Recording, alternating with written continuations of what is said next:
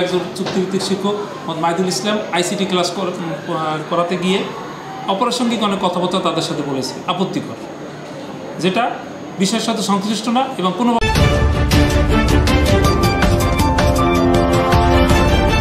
আসসালামু আলাইকুম। ওয়ালাইকুম আসসালাম। স্যার, আপনাদের এই স্কুলে একটা শুনলাম একটা সিনক্রেট হয়েছে। এটা সিনক্রেটটা মানে একটা ছাত্রী নিয়ে আর টিচারদের ভিতরে, যেটা দুঃখজনক ঘটনা। আমরা এটা বিশ্লেষণ এটা জানতে চাই আপনার মুখে। আপনি যেহেতু এখানে হেডমাস্টার, আপনার মুখে আমরা জানতে চাই, জাতি জানতে চাই, বরিশালবাসী জানতে চাই।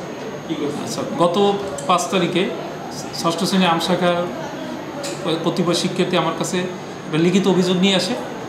সেখানে 13 জন শিক্ষার্থীর স্বাক্ষর আছে যে তাদের ক্লাসে আমাদের বিদ্যালয়ে একজন চুক্তিভিত্তিক শিক্ষক মাইদুল ইসলাম আইসিটি ক্লাস করাতে গিয়ে অপ্রাসঙ্গিক অনেক কথাবার্তা তাদের সাথে বলেছে, আপত্তিকর, যেটা বিষয়ের সাথে সংশ্লিষ্ট না এবং কোনোভাবেই একজন শিক্ষক ছাত্রীদের সাথে বলতে পারে না।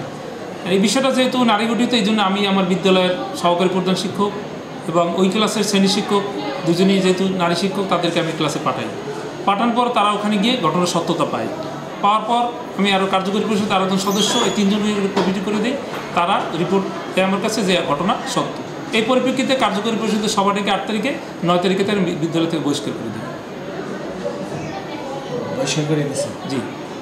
মানে সে রিজাইন দিয়েছে না আপনারা? আমরা বহিষ্কার করে দিয়েছি। কার্যকরী পরিষদের সিদ্ধান্ত নিয়ে যেহেতু এরকম একটা ঘটনা ঘটছে, মেয়েদের লিখিত অভিযোগ এবং ঘটনার সত্যতা পাওয়া গেছে, আমি কোনো দায় নেব না। আমি যেহেতু আমার 3000 শিক্ষার্থীর অভিভাবক, আমি কোনো রিস্ক না নিয়ে আমি সেই শিক্ষককে বিদ্যালয় থেকে বহিষ্কার, আমি না, আমাদের কার্যকরী পরিষদের সবাই মিটিংয়ের সিদ্ধান্ত মোতাবেক তাকে বহিষ্কার করা হয়েছে।